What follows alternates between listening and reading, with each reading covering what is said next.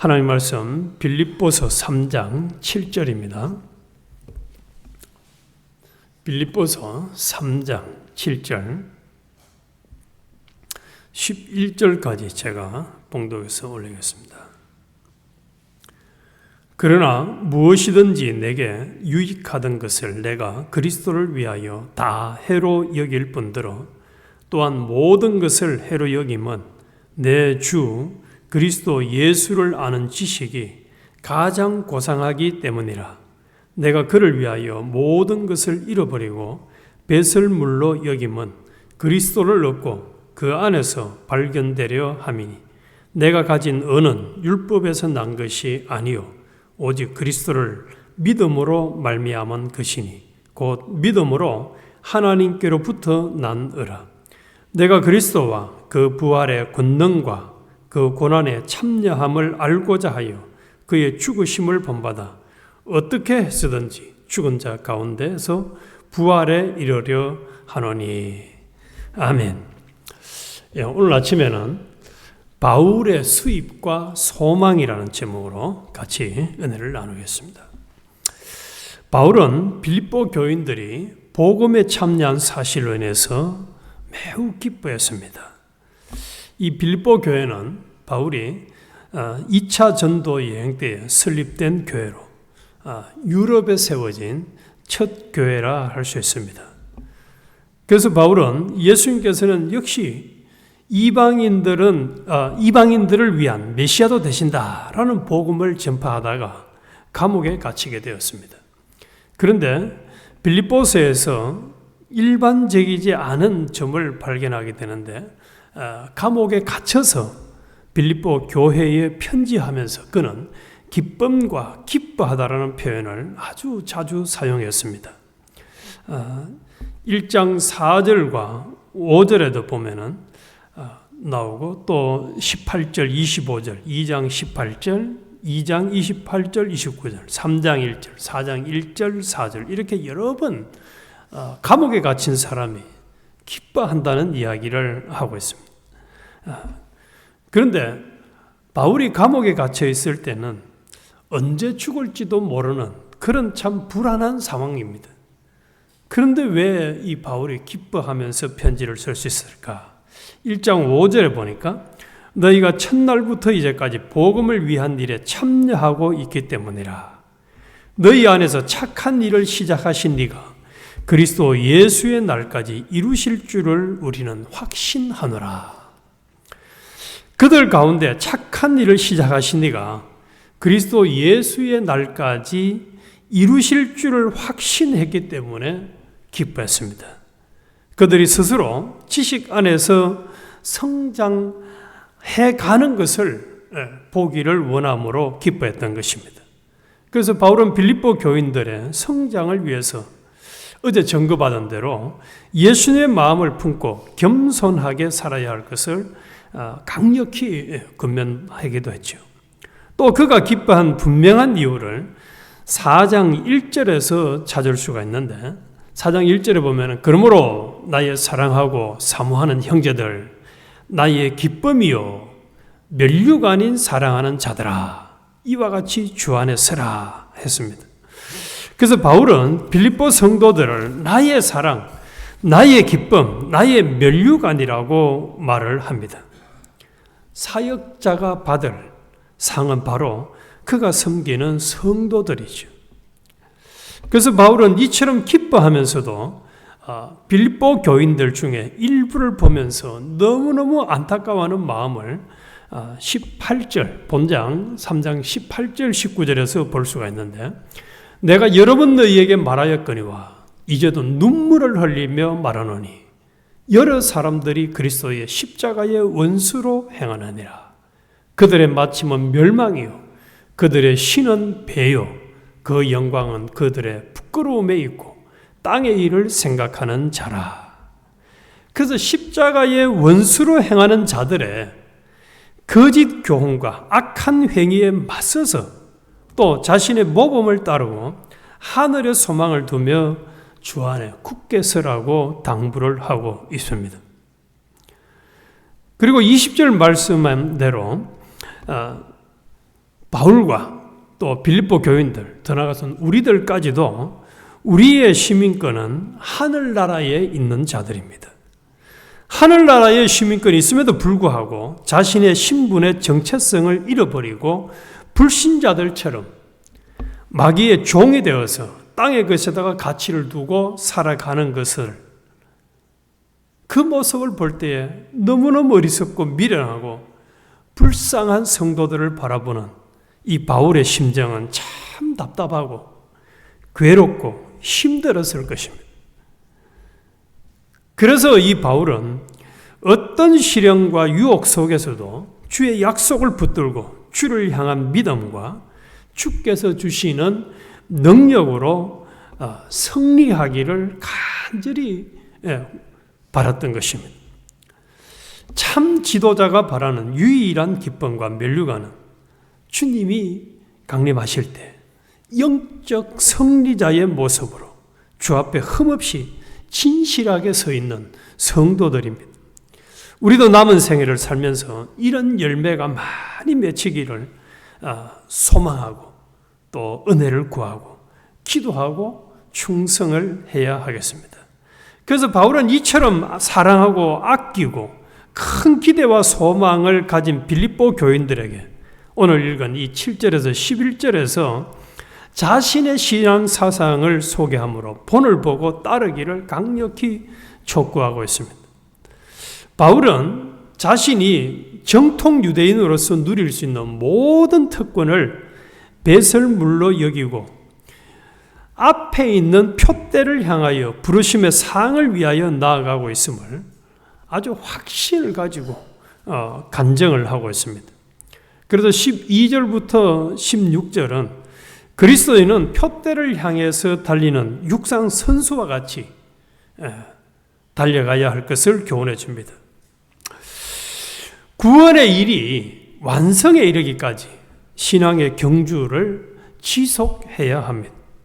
뒤를 돌아보고 안주하거나 후회하는 것은 경주에서 치명적인 일입니다.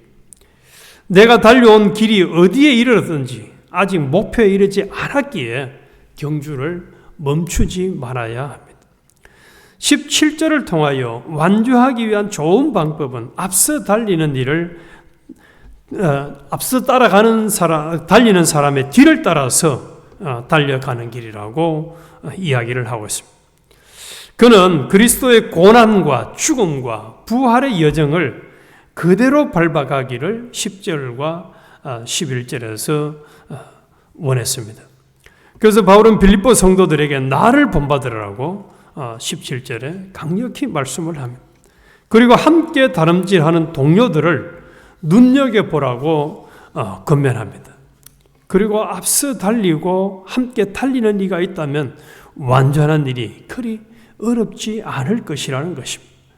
그러면 왜 바울은 일생 동안 자신이 가치 있다고 생각했던 모든 것을 해로 여길 뿐더러 배설물로 여긴다고 했을까요? 열정적인 유대인이었고 박식한 바리새인이었고 철저한 율법주의자였던 바울은 유대 사회에서 존경을 받을 만한 위치에 있었습니다.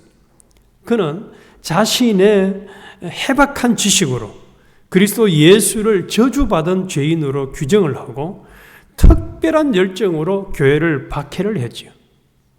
그러나 그리스도 예수를 만난 후에는 그가 자랑하던 이 모든 것을 해롭게 여기고 오물처럼 버렸습니다. 그리스도 예수를 아는 지식이 자신을 구원을 했고 주 안에서 얻은 새로운 신분이 가장 귀했기 때문입니다. 바울은 예수 그리스도를 알고 그를 얻고 그 안에서 발견되는 것만을 유일한 가치와 소망으로 삼았습니다. 그러면 바울이 세상에 살아가는 거의 모든 사람이라 할 만큼 많은 사람들이 가치로 여기는 혈통, 지식, 성공, 인기 같은 것보다도 그리스도를 유일한 가치로 삼은 이유가 무엇일까요? 예수님의 신분은 정체성은 시몬 베드로가 마태복음 16장 16절에 주는 그리스도시요 살아계신 하나님의 아들이시니다 라고 고백한 대로 그리스도였습니다. 예수님은 이 그리스도직을 완성하기 위해서 이 땅에 오셨습니다. 그리스도직은 제사장, 선지자, 왕의 세 가지 직책을 가졌습니다. 제사장은 하나님 앞에서 어떤 면이라도 잘못된 그 면을 해결을 지워서 하나님과 잘못됨이 없도록 하는 것입니다. 하나님과 한 덩어리가 되고 하나님이 기뻐하는 자가 되고 하나님이 사랑하는 자가 되고 하나님이 축복하시는 자가 되고 하나님이 환영하는 자가 되고 하나님이 도와주시는 자가 되고 하나님이 기뻐해서 하나님과 동거동행하는 자가 되도록 하는 것이 제사장이 하는 일입니다. 예수님은 이를 위해서 하나님이셨지만 피조물인 인간의 몸을 입고 우리의 모든 죄짐을 지고 십자가에 죽으심으로 하나님과 원수되었던 우리를 영원히 완전히 화목시켜 주셨습니다. 영생을 주셨습니다. 할렐루야죠. 제사장 직분을 수행하신 예수님 덕분에 우리도 하나님과 화목이 됐고 영생을 얻은 자가 되었습니다. 하나님의 은혜의 보좌 앞에 언제든지 당당하게 나아갈 수 있는 자가 되었습니다. 선지자직은 하나님과 삐뚤어져 있는 모든 지혜와 지식을 없애고 하나님의 지혜 지식으로 그 사람의 지혜 지식을 삼아 그 지혜 지식이 하나님과 하나가 되도록 하는 것입니다. 그래서 하나님 같은 온전하고 완전한 천년 만년 가도 후회가 없고 잘못 생각함이 없고 삐뚤어짐이 없는 이런 지식의 완전자를 만들지 않고는 마음에 만족이 없는, 그래서 지혜 지식의 완전자를 만들고자 하는 요 욕심을 가진 자가 선지자입니다. 이를 위해서 예수님이 이 땅에 오셔가지고 기회만 되면은 말씀을 전하셨죠. 그래서 그 말씀을 전한 것이 우리 사복음서에 아주 잘 기록되어 있습니다. 그리고 왕의 직책은 하나님과 하나된 단일성의 능력을 저희 힘을 삼게 하는 일입니다. 그래서 왕의 직책은 하나님과 배치되는 능력이 있다면 절단나기 때문에 하나님과 배치되는 대립되고 이질적인 힘이 하나도 없고 하나님의 통치를 받아서 하나님과 함께 동하고 정하는 사람, 하나님의 힘으로 저의 힘을 삼게 하는 이 일을 이루지 않고는 견딜 수가 없어서 이 일을 이루기 위해서 모두 전부를 다 기울인 그것이 그리스도 우리의 왕이신 것입니다. 이 왕직의 완성을 위해서 예수 그리스도는 성령님을 모든 성도들에게 부어주셨습니다. 얼마나 감사한 일인지 모릅니다. 그러니까 사도 바울은 이 그리스도를 정확히 알고 난 이후에는 이보다 더 가치로 삼을 것도 취할 것도 바라볼 것도 의지할 것도 없음을 확고히 믿었던 것입니다. 이 그리스도를 얻기 위해서 그리스도를 알아가고 취해가는데 방해가 되는 모든 것을 해롭다고 여겼던 것입니다. 그래서 사도 바울은 빌립보서 1장 20절에서 분명히 고백을 했지요. 나의 간절한 기대와 소망을 따라 아무 일에든지 부끄럽지 아니하고 오직 전과 같이 이제도 온전히 담대하여 살든지 죽든지 내 몸에서 그리스도가 존귀히 되게 하려 하나니 이는 내게 사는 것이 그리스도니 죽는 것도 유익함이라. 우리도 이런 고백을 할 수 있기까지 참 바울 같은 사람이 참 되면 좋겠어요. 사도 바울은 그래서 참 멋진 신앙관을 가진 사람이었습니다. 참 멋지게 살았습니다. 참 가치 있고 아름답고 복된 교훈을 빌립보 교인들에게 전해주었습니다. 자신이 먼저 이렇게 살고 자신을 본받으라고 당당하게 권면을 했습니다. 이 말씀을 통해서 하나님은 오늘 우리에게도 이 사도 바울의 신앙관을 온전히 본받는 자가 되기를 원하십니다. 그래서 오늘 아침에도 우리에게 이 말씀으로 찾아오신 것입니다. 우리도 하늘나라의 시민권자답게 바울처럼 그리스도를 알아가고 그리스도를 얻고 예수 그리스도의 장성한 분량에 이르기까지 점점 자라감으로 그리스도직을 잘 감당하는 참 복있고 행복한 사람이 되시기를 주님의 이름으로 축원합니다. 이런 성도들로만 가득 채워지는 예언교회가 되도록 은혜 주시기를 진심으로 기도합시다. 한 사람도 그리스도를 수입으로 보지 않고 세상 것, 불탈 것, 두고 갈 것, 영원히 후회할 것에 가치를 두는 십자가의 원수의 길을 걷다가 세월 다 보내는 사람이 없도록 간절히 하나님의 은혜를 구해야 하겠습니다. 바울의 수입과 소망을 우리의 수입과 소망으로 삼고 달려감으로 심판대 앞에 섰을 때 영광스러운 몸, 받을 상이 많은 주인공이 되시기를 주님의 이름으로 축원합니다. 그래서 마지막 21절을 이렇게 권면하지요. 그는 만물을 자기에게 복종하게 하실 수 있는 자의 역사로 우리의 낮은 몸을 자기의 영광의 몸의 형체와 같이 변하게 하시리라.